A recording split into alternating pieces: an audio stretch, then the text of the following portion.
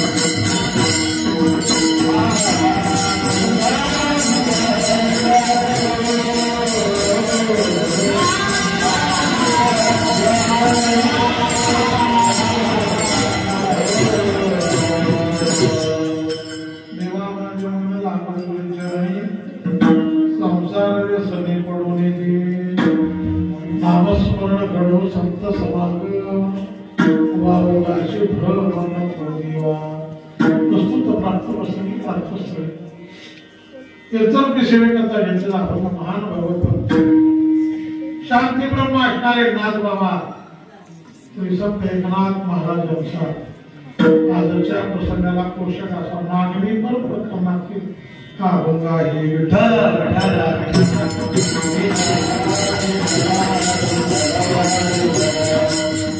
हे 4 दिवसापासून आज आपला 4था दिवस आहे.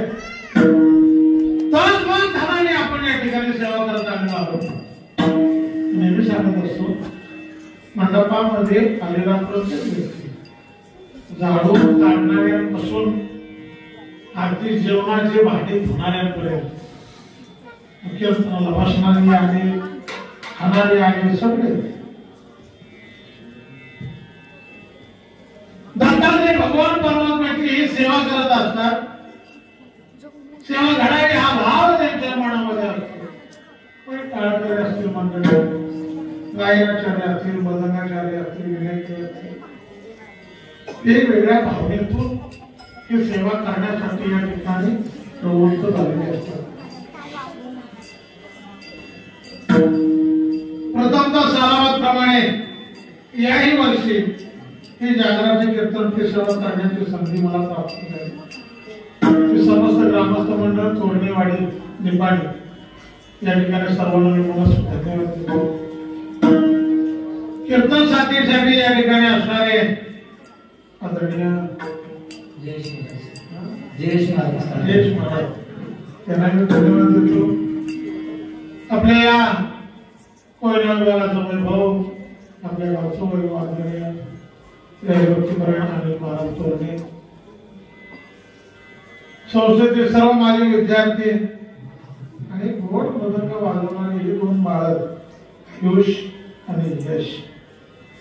खऱ्या अर्थानं तरुणा भाग्यवंत नटे हरे कीर्तन आपल्या तरुणाईचं रक्त इथं सांगलं पाहिजे, कुठेही सांगायचं नाही. मी खऱ्या अर्थानं धन्यवाद माझ्या या सगळ्या तरुण मित्रांना. खरं तर प्रत्येकाने वेळ काढणं गरजेचं आहे. यातला कोणी असा मुंबईत तर नसेल जो जॉबला नाही, कुठं कामाला नाही, सगळे काय ना काहीतरी व्यवसाय निवडतो पाहिजे.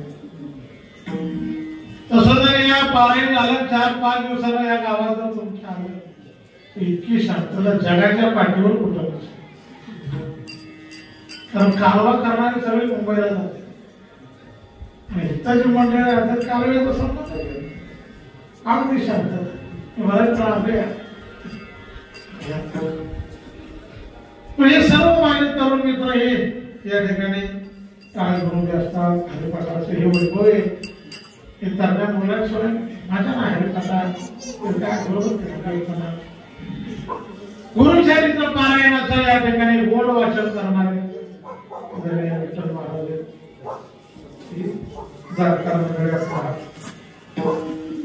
गुरुदत्त सेवा मंडळ मुंबई सर्व पदाधिकारी ग्रामस्थ मंडळ सर्व माझ्या मार्गावरील महिला मंडळ गोड वाचन साऊंड सिस्टीम आपल्याला या ठिकाणी लागते कीर्तन साऊंड सर्व्हिस धन्यवाद दे आणि हे माझ्या खास हे नेमले दोन जबाबदार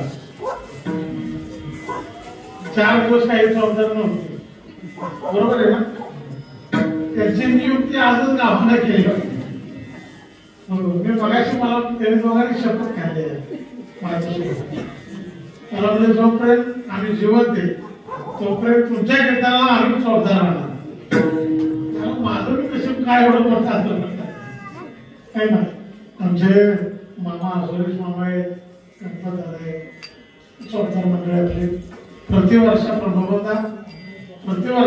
आपलं काय आम्ही खरं गाणे भाऊ माझं त्यांचे जे संदर्भ फार जवळचं फार जवळचं आहे पहिल्यापासून ते दोन्ही जबाबदार मंडळी या ठिकाणी खरं मी नेहमी सांगतो जबाबदार हे स्वतःचे मालक असतात मालक आज माऊलींच्या सोहळ्याचे मालक कोण जात का नाही सोहळ्याचे कोण कोण दिंडी सोहळ्याला हात वर काढतात दिंडीला कोण कोण हात वर काढतात जात नाही का तुम्ही कोण जात का नाही नसला जात ना तर बेगा भरा तिकडे पाकिस्तानात जाऊन राहा पण महाराष्ट्रात राहायला नाही राहिला अरे एवढा मोठा सोहळा माऊलींचा निघतो अरे तुम्ही जात नाही म्हणलं तर एका सारखा गुरुदेव या जगाच्या पाठीवर दुसरं कुठलं नाही विठ्ठला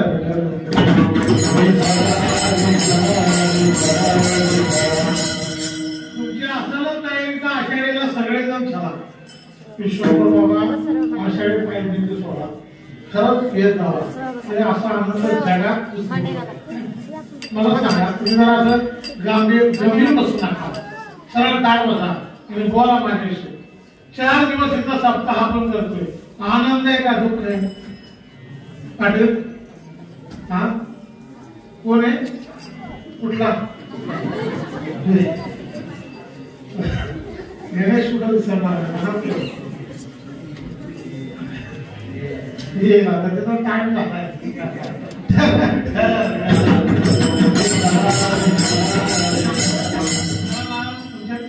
मजा वाटते काय वाटते सगळे घरातले माणसं माझं सगळ्याची परिचय आता ये की विठ्ठल माणूस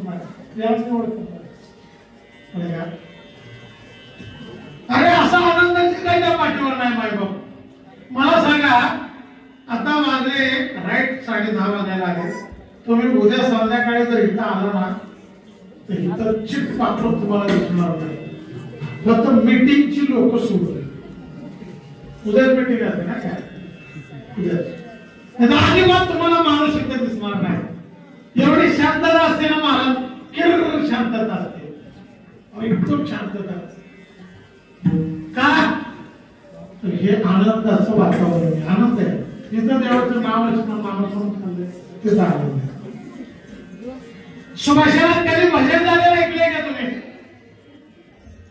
सुभाषात कधी भजनी मंडळ आपल्या इथे वाटतं का त्यांना चला गाड्या आज मूड आलाय आपला जाऊन स्मशानात भजन करावं अशी भावना होते का कोणाच्या आम्हाला मंदिरातच करायचं भावना झाली खरं तर स्मशानात होऊ शकत जिथं नामस्मरण आहे तिथं नामस्मरण नाही तिथं निव्वळ दुःख आहे विठ्ठला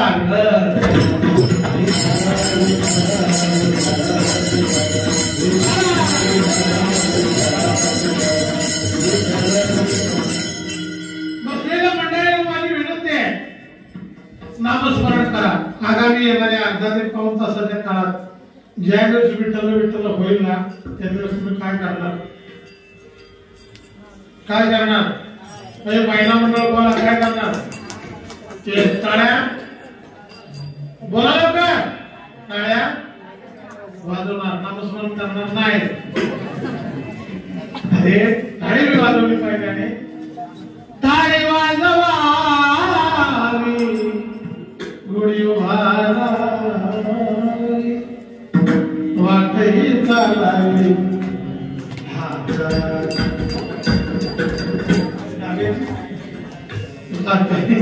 चालावी पंढरी टाळी वाजवा भजन करा बघा आणि महाराज किती ध्यान भजन करतात बरोबर का तुम्हाला बघा सर्वांनी टाळ्या वाजवून विठाला विठाला विठाला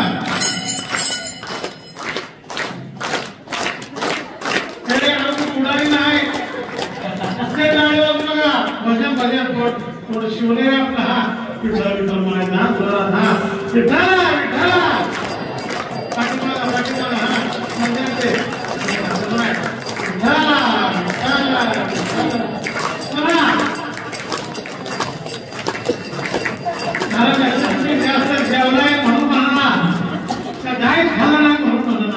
काय कारण काय भगवानचा कंटाळा करून अर्धवे बघा हे सांगतो माझा मित्र म्हणतो की महाराज लोक विठ्ठल विठ्ठल मध्ये का म्हणतात माहिती का तो म्हणतो त्यांना पुढचा आठवत नाही या पुढचा आठवत असतो असं थोडं आम्हाला आठवत नाही मला करतो तुमच्या हातात काय घडलं पाहिजे का नको चला मी हे वाक्य हरिभाऊ गुरुजी शिंदे यांच्या पूर्ण ऐकतो कीर्तनकाराने गोड सांगावं टाळकरी मंडळीने गोड टाळा वाजवावं भजन करावं आणि विठ्ठल विठ्ठल चालू असताना तुम्ही टाळे वाजवून भजन करावं यातून एक नाद ब्रह्म तयार होतो त्या नाद ब्रह्माला कीर्तन म्हणतो नाद ब्रह्म होत असेल ना तुम्ही उगा आमच्या बाहेर 13 वेळेला आले बसत असाल तर ते कीर्तन होणार नाही म्हणून भजन करा हा विठाला विठाला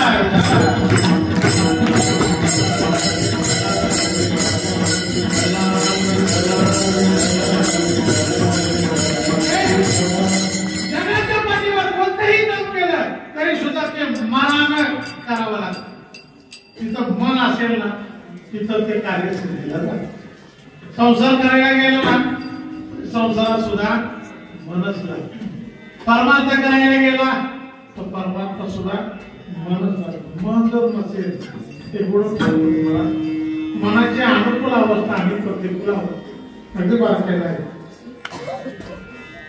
अनुकूल अवस्था त्याला म्हणतात की दुःखात सुद्धा स्वतःला सुख जाणून द्यायची आणि सुखात सुद्धा सुख जाणून द्यायची हे आठवते प्रतिकूल अवस्था सुखात सुद्धा माणसाला दुःख देते आणि दुःखात सुद्धा माणसाला दुःख देते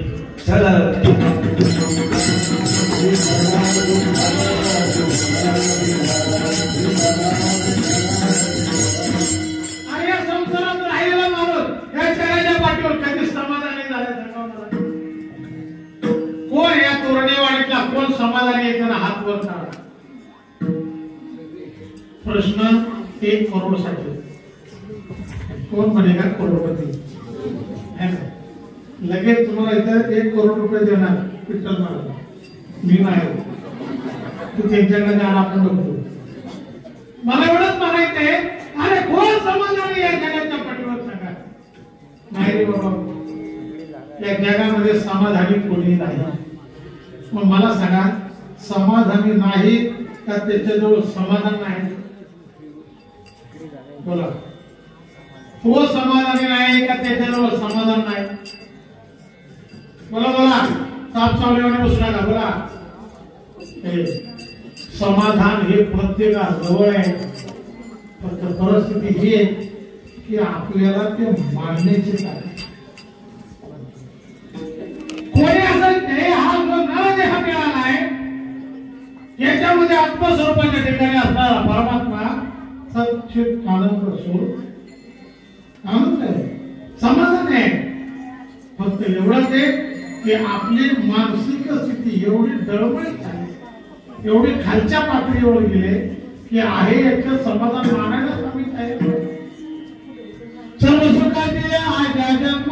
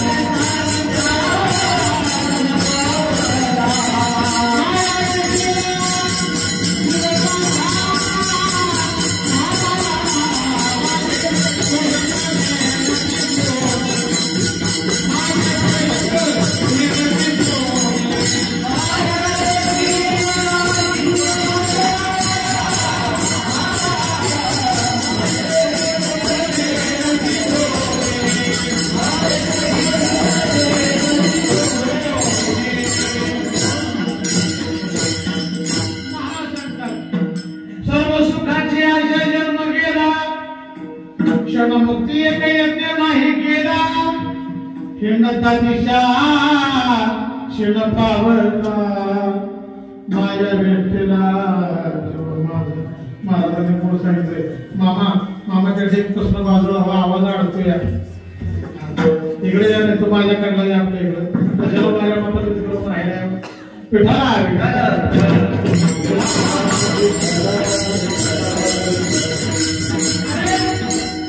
हा जन्मच गेला हे पाहिजे ते पाहिजे ते पाहिजे ते पाहिजे आशा कधी कमी झाल्या का आशा कमी झाल्या का अरे लहान पोरं असताना तेव्हा त्याची आशा म्हातारी असते आणि जो म्हातारा झाला की त्याची आशा तरुण होते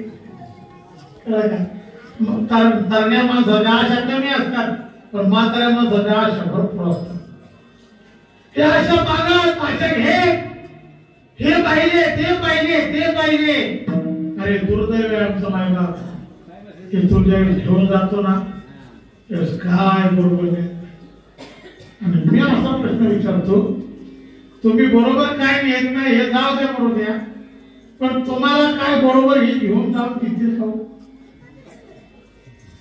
ही घेऊन किती का तुम्हाला काय बरोबर का घड्याळा सगळं काढून घेतली आमच्या विद्या सगळं सोनं नाणं सगळं काढून ठेवतील एक जगाच्या पाठीवर असा अलंकार आहे बघा काय माळ ज्याला कोणी हात लावू शकत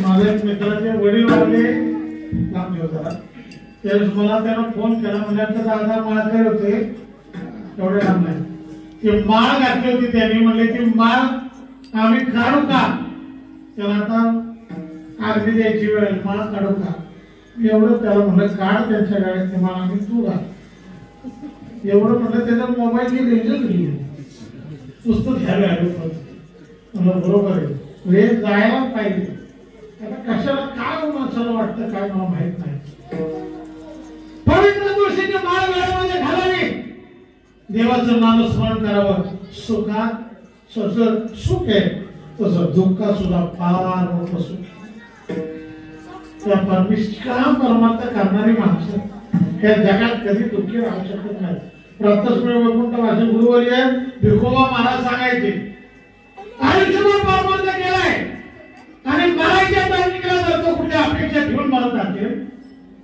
मरायच्या टायमिंगला त्याला कुठे हाय वाटत असेल मरायच्या टायमिंगला त्याचे डोळे पाण्याने भरत असतील तर त्याने केलेल्या परमार्थाची शून्य किंमत आहे कसं काय तुम्ही असं म्हणता कारण निष्काम परमार्थ करणाऱ्या माणसाची मानसिक स्थिती फार सुंदर असते बरं का एक प्रमाण आहे महाराजांचं साधकाची दशा उदास असावी आणि उपाधी नसावी अंतर्बाह्य साधकाची दशा कशी पाहिजे बोला कशी पाहिजे तुम्ही आता उदास आहे का फ्रेश आहे बोला तुम्ही उदास आहे का फ्रेश आहे आता बोला बोला मोठे हा तुम्ही म्हणत जागा काय तर थोडं सरकत नाही उदास आहे का फ्रेश आहे तुम्ही नाही पाठीमागे उदास आहे तुम्ही उदास आहे का फ्रेश आहे श्लोक अरे उदास म्हणजे काय नाराज नाही उदास याचा सुख झाल्यावर त्याला सुखही होत नाही आणि दुःख झाल्यावर त्याला दुःखही होत नाही जो दोन्ही स्थितीमध्ये स्टेबल असतो त्याला उदास म्हणतात डरा त्याला उपाधी लागली त्याला दुःख झालंय जन्माला आलाय उपाधी लागली दुःख झालं लग्न केलं उपाधी लागली दुःख झालं मुलाला झाली उपाधी लागली दुःख झालं या जगाच्या पाठीवर संत जर सोडले या जगात कोणी सुखी पाहायला मिळणार नाही गाव म्हणजे या जगामध्ये सुखच नाही का म्हणजे आहे ना खरं सांगू का खरं सांगतो ऐका तुम्हाला सुख पाहिजे असेल ना तर दुसऱ्याच्या दुःखामध्ये सहभागी होऊन बघा सगळ्यात मोठं सुख सगळ्यात मोठं सुख हे महाराष्ट्राच्या भूमीला पवित्र मानली जाते का मानली जाते अरे कोणीतरी एखादा महात्मा होऊन जातो आपलं रक्त सांगतो रक्ताचा थेंब थेंब मार्गी लावतो आणि त्याला झिजले, तो झिजला ना की हे बाकीची जगा सुखी झाली पाहिजे. छत्रपती शिवाजी महाराज आयुष्यात कुठलं सुख महाराजच्या महात्म्यानं भोगलं नाही. कमी वयामध्ये या जगाचा निरोप घ्यावा लागला. आज सुद्धा कीर्ती आजराबर आहे. आपल्या कीर्त्या कुठे येतात आणि कोण मेले आपल्याला विचारणार. लता दिदीनं आपल्या कंठाने सर्वांची मन जिंकली. अगदी भारत रत्न पुरस्कार प्राप्त केला. बिचारी मी 2 दिवस सुद्धा पाळल्या लोकांनी, परत ती कुठं दिसलीच नाही. साता समुद्र पार या सातारा जिल्ह्याचं नाव त्यांनी पोचवलं. प्रातस्मरण वैकुंठवाचे बाबा महाराज सातारकर. परत असा आवाज होईल का? सांगा बोला, असा आवाज होईल का? चला जाऊ दे बोलू द्या. तुमच्या या कोयना विभागामध्ये पारमार्थिक सेवेचं बीजारोपण केला. प्रातस्मरण वैकुंठवाचे गुरुनाम गुरु हरिभाऊ गुरुजी शिंदे महाराज. परत होईल का वाटतं? अशी माणसं होतील का? पण काय म्हणा, किती उदाहरण सांगतो तुम्हाला. ज्याची त्याला पदरी इतरान सारे संताना उमजे आत्मा सुख. जो तो स्वतंत्र घडवलेला आहे. मी नेहमी सांगत असतो की सर्व विद्यार्थी ही भरपूर शिकावी, ही शिकून मोठी व्हावी, ह्यांची कीर्ती कळण्याला भेटावी. हे फार मोठे होतील, पण यांच्यामध्ये कुणीही आतून महाराज होणार नाही. असं कसं म्हणतात? अरे असंच आहे. कारण देवानं घडवत असताना प्रत्येकाला स्वतंत्र अस्तित्वानं घडवलेलं आहे.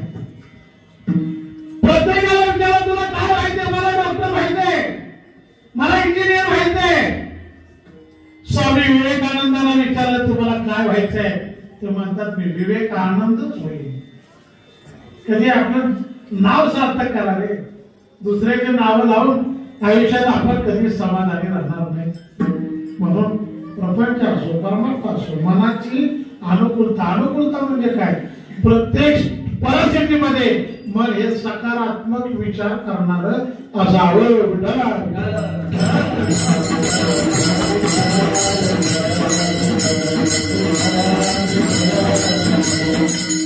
निषेधाजी म्हणून एक होऊन गेले उत्तर भारतामध्ये. रस्त्याने एक दिवस चालले होते. आता आपल्या महाराष्ट्राचं हे दैवत आहे की महाराष्ट्रात वारकरी संप्रदाय हा सर्वात श्रेष्ठ आहे. आणि वारकरी संप्रदायाची ताकद मजबूत कुठल्याही संप्रदायाची नाही. परंतु उत्तर भारतामध्ये जर आपण गेला ना कधी, तर इतके संप्रदाय गल्ली बदलली, देव बदलला. गल्ली बदलली, संप्रदाय बदलला. आपले खूप भरपूर वाद. सीझन बाय सीझन देव. सोमवार आला की भगवान शंकरांचे भक्त होते, मंगळवार आला की देवीचे भक्त होते, बुधवार आला की पांडुरंगाचे भक्त होते, गुरुवार आला की दत्त प्रभूंचे भक्त होतात, शुक्रवार आला रखमाई आई साहेबांचे भक्त होतात, शनिवार आला गोल बजरंगबली की जय हनुमंतरायचे भक्त होतात. माझ्या काळात ते तरुण पोरं त्या हनुमंतरायला लय तेल घालायला लागायचे. आमच्या तिकडे वाढलं होतं. एकाला म्हणलं कशासाठी तेल घालतात? नवस केला. कुठला नवस? माझं लग्न झालं पाहिजे. एका नवस कोणाला करतोय? जे ब्रह्मचर्य केला तुला नवसच करायचे तर भगवान श्रीकृष्णासाठी अजिबात प्रकार नाही. हे ब्रह्मचर्य घेऊन त्याच्याकडे नवस करायचा जाते.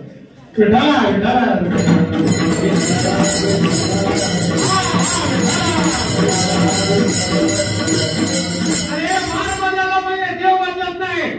देव बदलला म्हणजे मानसिकता बदलत नाही. त्याच्यासाठी एकच करा, आपुला तो एक देव करून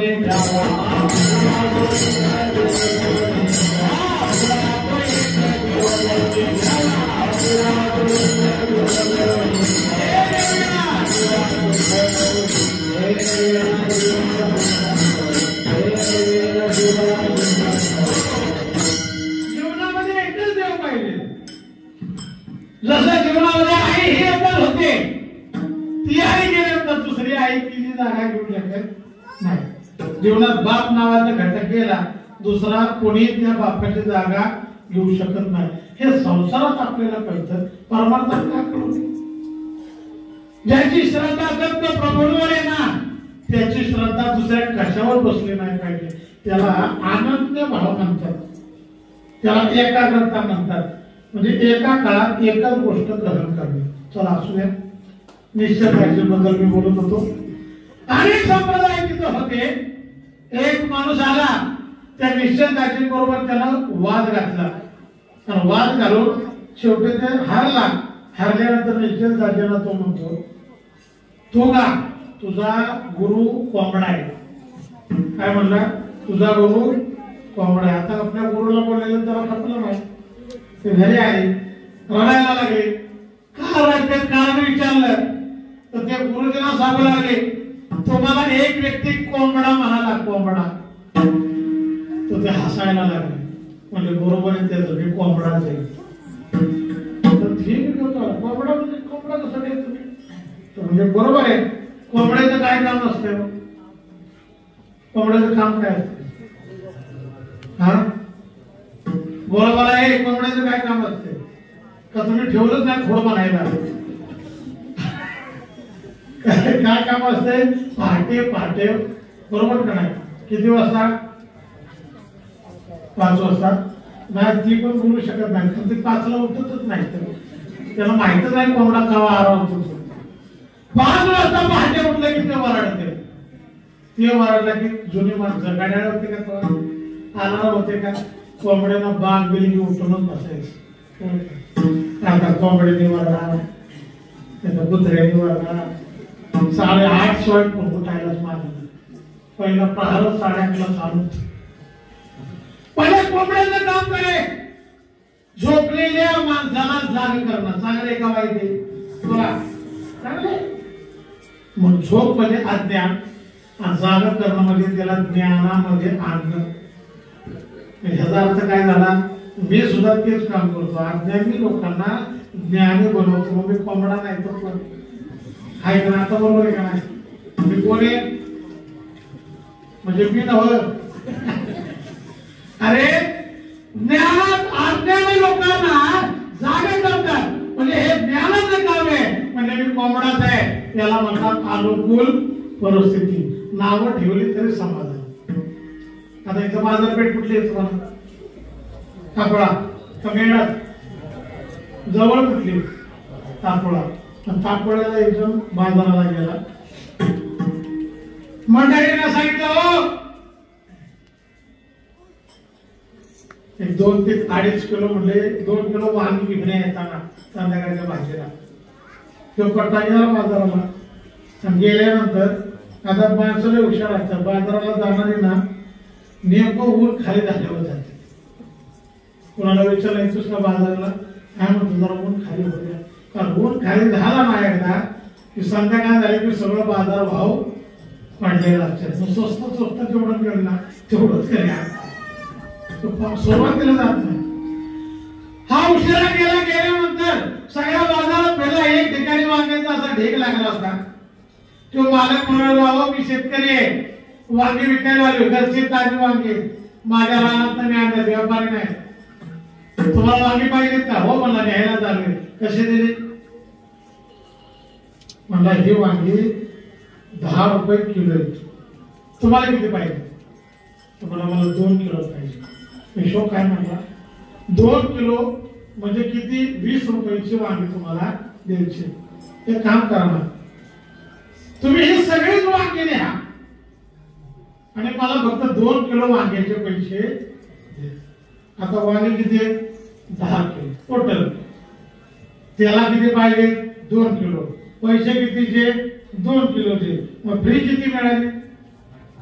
किती? 8 किलो मिळाली. जो खुळ झाला गाडी आणि ते वांग्याच्या पिशवी भरायला लागला. पण 2 किलो वांगे आणायच्या बेतानं पिशवी मी बारकी दिली होती. तर वांगी आणायची होती. शेवटी त्यात वांग कोणतोय 2 किलोच्या कॅपॅसिटी मध्ये पिशवीच्या उर्वरित 8 किलो वांगी बसतील का ना? बसतील का? नाही. तरी कोणतोय खालच्या वांग्याचं भरीतच आहे. आता फक्त मंडळीला सांगायचं भाकरी टाकून ठेवू, असली अवस्था झाली. तरी कोणतोय शेवटी 1 किलो वांगी शिल्लक राहिली. फायदा झाला 7 किलो वांग्यांचा. घ्यायचे होते 2, 1 किलो राहिली शिल्लक. आता 7 किलो आपल्याला मिळाली. ह्याचा त्याला आनंद झाला पाहिजे का नको? झाला पाहिजे का नको? झाला पाहिजे. पण त्याला दुःख ह्याचं की राहिलेली 1 किलो त्यात का बसली नाही. विठाला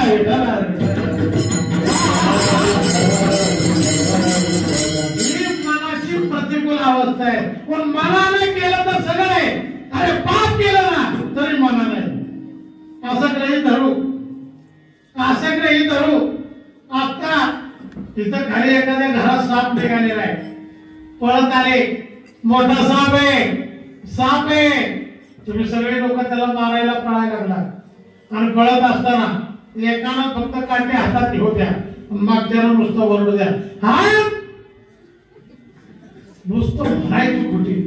काय माणसाला पाठबळ मिळायला काय करतील लोक सांगता येत नाही. हात म्हटल्यावर यानं जोरदार ठोका टाकावा, त्या सापाला मारावं. मेला आता साप मारलेलं चांगले का वाईट यांना? तर पाप आहे का पुण्य? सापाला मारलेलं पाप का पुण्य? नीट विचार करून बोला. हा तुम्ही कधीच मारला नाही ना? पाप हे वरकडं तोंड भरून लागते. अरे पाप नाही, पाप आहे का? अरे मुक्या प्राण्याला मारणं पापच आहे. पण तुम्हाला खरंच सांगू का, ज्याला मारलंय ना ते तितकं पापी नाही. जे मागणं वराडलंय ना, हा सगळ्यात तयार तो वेळी मागला.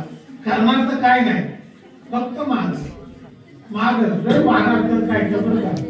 आगावाला की दुसरा थोडं टाकायचं म्हणतात. हे आलपात हे झालं की दुसरं ते मारणार एवढं पापी नाही. हान म्हणते ना तीनपेक्षा जास्त. तर तुम्हाला जर सांगा, ज्यांना मारलंय ते एवढं पापी नाही, ज्याला हाणलंय ते एवढं पापी नाही, जे हान म्हणलंय ते एवढं पापी नाही. पण मनाचे म्हणलंय ना, बरं झालं हाणायलाच पाहिजे. त्याच्यासारखा महापापी जगात कोण नाही. मला लक्षात ठेवा, शास्त्र सांगते उपपाप, पाप आणि महापाप. ज्याला हाणले त्याला उपपाप, हान म्हणले त्याला पाप. आणि जे मनात म्हणलंय बरं झालं हाणायलाच पाहिजे होता, त्याच्यासारखा महापापी या जगात का हो असं? कारण शरीर कृतीला केलेलं एवढं धरलं जात नाही शास्त्र मर्यादित. पण मनाने एखादं काम केलं ना तर ते धरलं जात. पण मानसिक सिद्ध महत्वाचे. पण हे माझं मन आहे ना देवा, या संसारात राहिलं, संसाराच्या दुःखानं बरबडलं. मला कळाले या संसारात सुख नाही, या संसारात निव्वळ दुःख आहे. सारखं या दुःखानं कधी पिच्छा सोडला नाही महाराज. सारखंच मागं लागलेलं आहे, सारखं मागं लागलेलं आहे.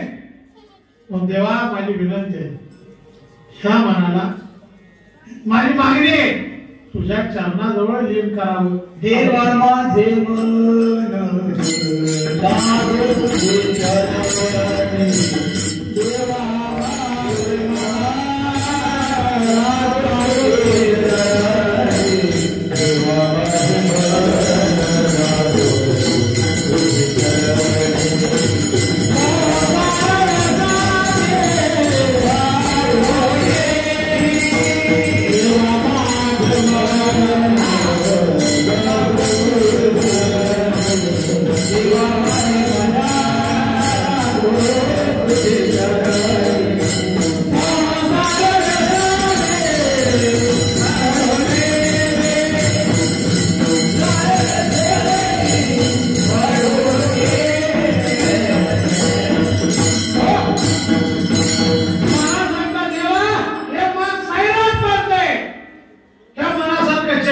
जगात दुसरं काय नाही बरं का. मनाचा भाग चंचल माकडापेक्षा चंचल, मरकटापेक्षा चंचल, फार मन चंचल असते बरं का. बसल्या ठिकाणी अनेक विचार घेऊन बसतो, अनेक विचार मनामध्ये घोळत असतात. हा विचार झाला घेतो, तो झाला घेतो, चालू दे. महाराज सांगतात, हे देवा माझं मन तुमच्या चरणाशी लीन व्हावं. आता चरणाशीच का? कारण चरण हे देवाचं स्वरूप आहे. आता आम्ही तुमच्या गावात आलो, उद्या सकाळी सकाळी जर एखादा म्हणला, अब्दुल महाराज काय आमच्या घराला तेवढं पाय लावा, मग आम्ही म्हणू का हे तेवढं तोडून घराला काय त्या कवराला पण लावणार चालू का? असं तुम्ही आमच्या घराला पाय लावा म्हणजे काय? आमच्या घरी तुम्ही या. कारण या माणसाचं पाय हे त्याचं स्वरूप आहे. पुराणाला जवळील माणसं देवाच्या पायाला हात लावल्याशिवाय समाधान होत नाही. प्रदक्षिणा घाला, मुखदर्शन घ्या, अजिबात नाही. म्हणून देवा माझे मन लागो तुझे चरणी, तुझ्या चरणाजवळ माझं मन देवा लागावं. आणि एवढंच नाही, संसार व्यसनी पडून येते. संसाराचं लागलेलं व्यसन आहे. महाराज व्यसन सुटतं का माणसाला? एखादा दारू पिणारा असेल ना, दारू पिणारा, त्याला डॉक्टरला जरी म्हणून सांगितलं ना तुमचं लिव्हर खराब झालंय, आता जर पियाल तर माराल, तरी सुद्धा ते पिणं नाही सोडत. आता मी गॅरंटी सांगू का, हे तिन्ही दरवाजे जर बंद केले ना आणि तुमचे खिसे झाले, तरी माझा अंदाज आहे 5-25 तरी तंबाखूच्या पुढे निघतील. निघतील काय? 100% निघायलाच पाहिजे. ते आम्ही देवीला जातो, काय काय वाहणार हितनच चिपळून कर पुढे घेऊन घ्यायच्या बरोबर आणि हितनच का तर माझ्या तिकडे वारीत भेटत नाही, मरायला येतोच का त्याला, हिथं बस खा, तिथे येऊन काय करायचं हे मला सांगा. व्यसनाची आधी झालेली मंडळी आहे. व्यसन म्हणजे काय? जे न कधी सुटणार नाही आपल्याला. मरण पत्करतात लोक, व्यसनापायी मरण पत्करतात. महिला मंडळी सुद्धा मिसळीच्या बाबतीत व्यसनच आहे. सकाळ दुपार संध्याकाळ सारखं पुन्हा कोल्हापूर, पुन्हा कोल्हापूर, पुन्हा कोल्हापूर. कधीतरी मुंबईला जरी जाऊन थांबतो बाई, पुन्हा कोल्हापूर सारखा बरोबर. कामाला गेली आहेत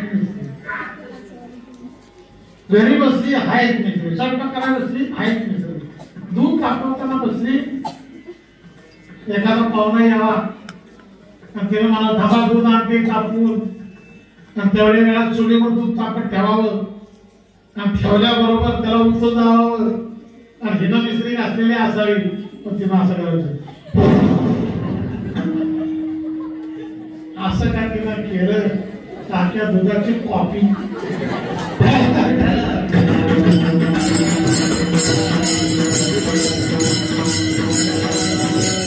आपण मी आला तरी पाहुणा घेत तेवढं जवळ दे तुझी कॉफी चुरते बाया, कशाला तुला माझा लागते त्याच्या मला सांगा. व्यसन नाही पाहिजे रे बाबा. तुम्हाला सांगायचे चंद्रभागेमध्ये आंघोळीला उतरताय ना तर संकल्प करा आणि प्रत्येकाने काही ना काहीतरी दुर्गुण तिथं सोडा. सोडा तिथं वाईट वर्ण सोडा, व्यसन सोडा. ते बरबाद झाले लोक व्यसना पाहिजे, बरबाद झाले. लहान लहान पोरं गोवा गुटखा तंबाखू खाते, ते काय सिगारेट वाढते आणि त्यांच्या तोंडावर मिसळून आले नाही काय त्याचा उपयोग मला सांगा. ते ध्यान येतो व्यसनाच्या आधीन गेलेला माणूस बाहेर निघू शकत नाही. तसं संसार हे एक व्यसन आहे. देवा विनंती माझी, देवा माझे मन लागू तुझे चरणी, संसार व्यसनी पडू देतो. म्हणजे संसारात पडायचं नाही का? आणि पडायचं, पण त्या संसारात पडूनही संसारात राहायचं नाही. असं कसं काय? अरे गोपिकांनी संसार केला, पण शरीराला संसार केला, पण हे मन रात्र दिवस देवाच्या चरणावर गेलं.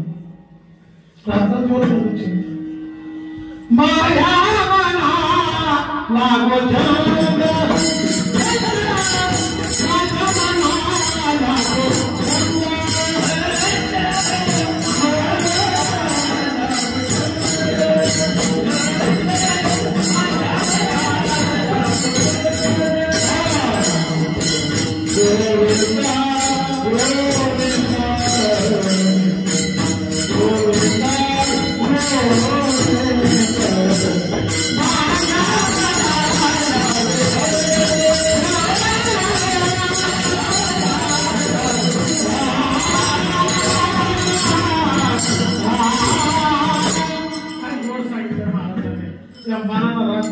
छंद लागावा पण मला विनंती करता देवा माझे मन लागू तुझे चरणी संसार व्यसनी पडून दे आणि जर माझं मन तुझ्या चरणाजवळ जर लागलं तर मग मी काय करेन नामस्मरण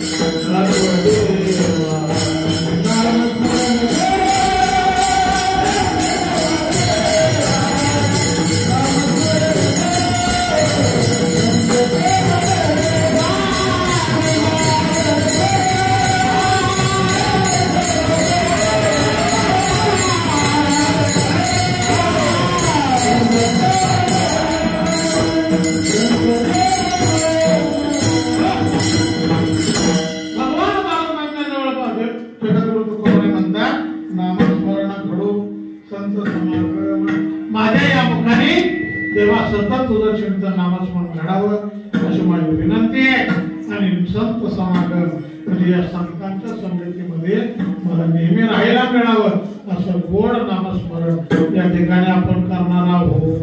विठोबार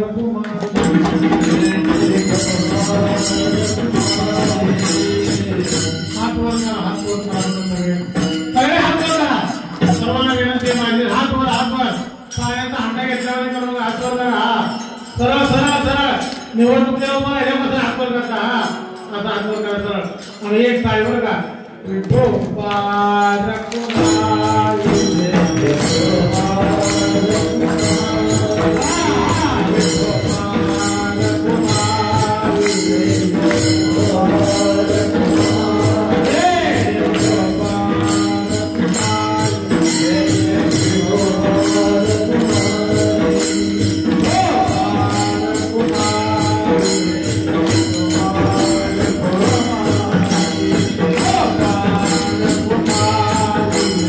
Oh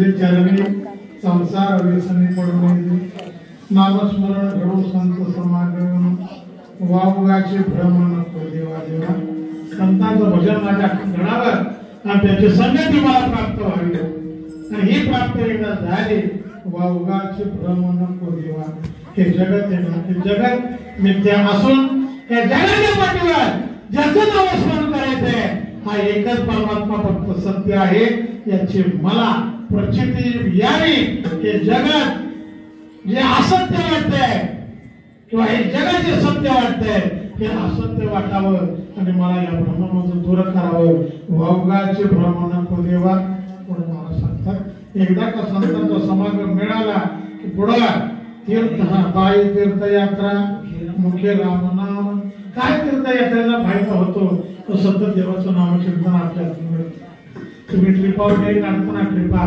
तर ट्रिपाच्या यात्रेला गेला ना तर नामस्मरणासाठी लोक जात नाही फिरायसाठी जातात काशीला जातात तिथनं भजन करायच्या ऐवजी गाणे ऐकत जातील त्याच्यानंतर पिक्चर बघायचं बघत जातील मी म्हणतो एवढ्या लांब जाऊन काशी करण्यापेक्षा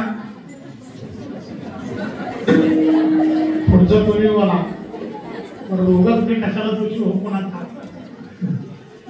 हुशार की काशी बनारसी घेतात हे ना ऐका आहे तीर्थयात्रा कोणती जे पायी केली जाते बरं का पायी तीर्थयात्रा पायी महाराजांनी बोलून सांगितलं पायी तीर्थयात्रा मुख्य रामनाम पायी तीर्थयात्रा करायला मिळाली असं तर देवा तुझं चिंतन करायला मिळावं पायी तीर्थयात्रा मुख्य रामनाम हाची माझा नियम सिद्धी नाही देवा हा माझ्या मनाचा सर्वात मोठा निश्चय काय निश्चय तर तुझं नामस्मरण घडावं तीर्थयात्रा घडावी आणि संतांची संगती लाभावी आणि हा माझ्या जीवनाचं हे माझ्या जीवनाचं ध्येय आणि ध्येय म्हणजे काय तर ही माझ्या जीवनाची खरी सिद्धता आहे म्हणून हा माझा नेम सिद्धीला घेऊन जावा एवढी माझी विनंती याच्या व्यतिरिक्त दृढ निश्चय माझा व्हावा याच्या व्यतिरिक्त मला आयुष्यामध्ये काही नको अभंगाचं शेवटचं आणि